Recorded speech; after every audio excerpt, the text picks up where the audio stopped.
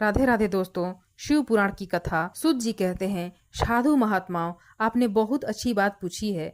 आपका यह प्रश्न तीनों लोगों का हित करने वाला है। मैं गुरुदेव व्यास का स्मरण करके आप लोगों के स्नेहवश इस विषय का वर्णन करूंगा।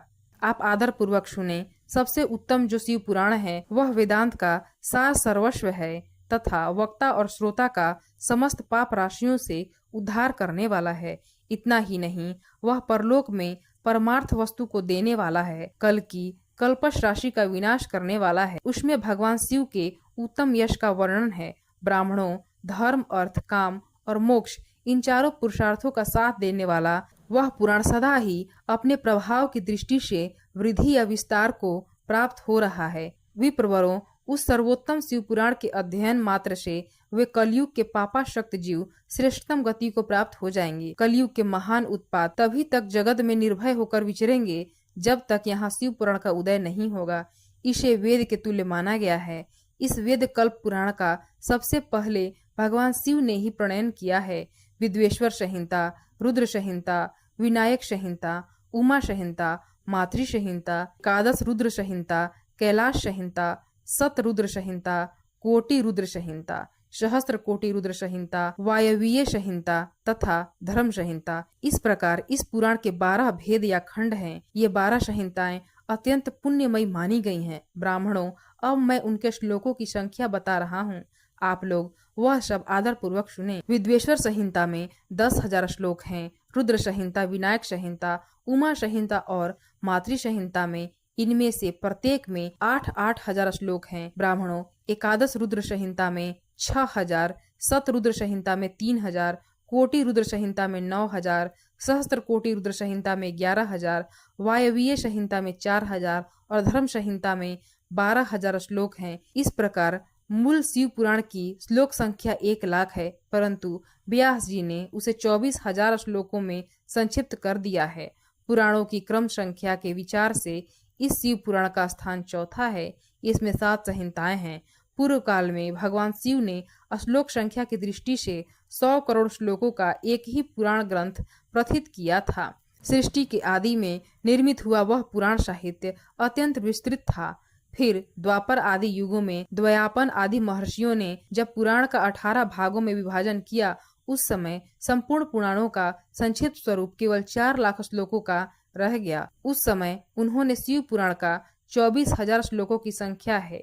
यह वेद तुल्य पुराण 7 संहिताओं में बटा हुआ है। इसकी पहली संहिता का नाम है विद्वेश्वर संहिता, दूसरी रुद्र संहिता समझनी चाहिए, तीसरा का नाम सत रुद्र संहिता है, चौथी का कोटि रुद्र संहिता, पांचवी का उमा संहिता, छठी का कैलाश संहिता, सातवीं का नाम वायवीय संहिता है। इस प्रकार से ये 7 संहिताएं मानी गई हैं। इन 7 संहिताओं से युक्त दिव्य शिव पुराण वेद के और भक्ति से देवता का कृपा प्रसाद प्राप्त होता है। ठीक उसी तरह जैसे यहाँ अंकुर से बीज और बीज से अंकुर पैदा होता है, इसलिए तुम सब ब्रह्मर्षि भगवान शंकर का कृपा प्रसाद प्राप्त करने के लिए भूतल पर जाकर वहाँ सहस्त्रों वर्षों तक चालू रहने वाले एक विशाल यज्ञ का आयोजन करो।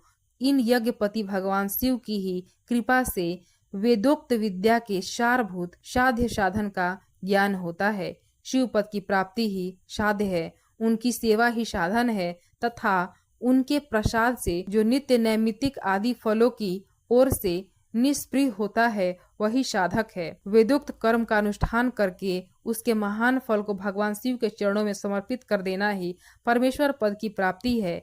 वहीं सालों के आदि के क्रम से प्राप्त होने वाली मुक्ति है। उन पुरुषों की भक्ति के अनुसार उन सबको उत्कृष्ट फल की प्राप्ति होती है। उस भक्ति के साधन अनेक प्रकार के हैं, जिनका साक्षात महेश्वर ने ही प्रतिपादन किया है। उनमें से सारभूत साधन को संक्षिप्त करके मैं बता रहा हूँ। कान से भगवान के नाम, गुण और लीलाओं का श्रवण, वाणी द्वारा उनका कीर्तन तथा मन के द्वारा उनका मनन, इन तीनों को महान साधन कहा गया है। तात्पर्य यह कि महेश्वर का श्रवण, कीर्तन और मनन करना चाहिए। यह श्रुति का वाक्य हम सबके लिए प्रमाणभूत है। इसी प्रकार से संपूर्ण मनोरथों की सिद्धि में लगे हुए आप लोग परम साध्य को प्राप्त हों। लोग प्रत्यक्ष वस्तु को आंख से देखकर उसमें प्रवृत्त होते हैं, परंतु जिस वस्तु का कहीं भी प्रत्यक्ष दर्शन नहीं होता, उसे स्वर्णेंद्रिय द्वारा जान सुनकर मनुष्य उसकी प्राप्ति के लिए चेष्टा करता है। अतः पहला साधन श्रवण ही है। उसके द्वारा गुरु के मुख से तत्व को सुनकर श्रेष्ठ बुद्धि वाला विद्वान पुरुष अन्य साधन कीर्तन एवं मनन की सिद्धि करे। क्रमशः मनन पर्यंत इस साधन की अच्छी तरह साधना कर लेने पर उसके द्वारा शालों के आदि के क्रम से धीरे धीरे भगवान शिव का संयोग प्राप्त होता है। पहले सारे अंगों के रोग नष्ट हो जाते हैं, फिर सब प्रकार का लौकिक आनंद भी विलीन हो जाता है। भगवान शंकर की पूजा, उनके नामों के जप तथा उनके गुण, रूप, विलास और नामों का युक्ति परायण चित्त के द्वारा जो निरंतर परिशोधन या चिंतन होता है, उसी को मनन कहा गया है। वह महेश्वर की कृपा दृष्टि से उपलब्ध होता है। उसे समस्त श्रेष्ठ साधनों में प्रधान या प्रमुख कहा गया है। सूत जी कहते हैं, मुनीश्वरों, इस साधन का विश्वेश्वर संहिता बताने के प्रसंग में मैं आप लोगों के लिए एक प्राचीन वृत्तांत का वर्णन करूंगा।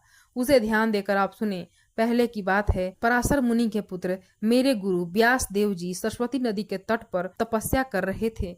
एक दिन सूर्य तुल्य तेजस्वी विमान से यात्रा करते हुए भगवान संत कुमार अकस्मात वहां जा पहुंचे। उन्होंने तुल्य प्रामाणिक तथा सबसे उत्कृष्ट गति प्रदान करने वाला है। यह निर्मल शिव पुराण भगवान शिव के द्वारा ही प्रतिपादित है।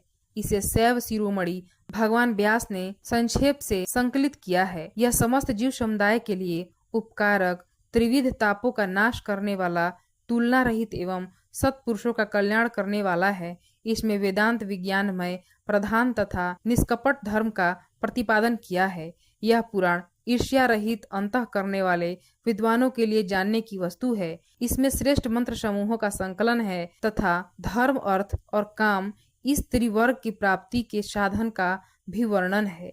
यह उत्तम शिव पुराण समस्त पुराणों से श्रेष्ठ है। वेद वेदांत में वेद रूप से विलसित परम वस्तु परमात्मा का इसमें गान किया गया है। जो बड़े आदर से इसे पढ़ता और सुनता है, वह भगवान शिव का प्रिय होकर परम गति को प्राप्त कर लेता है।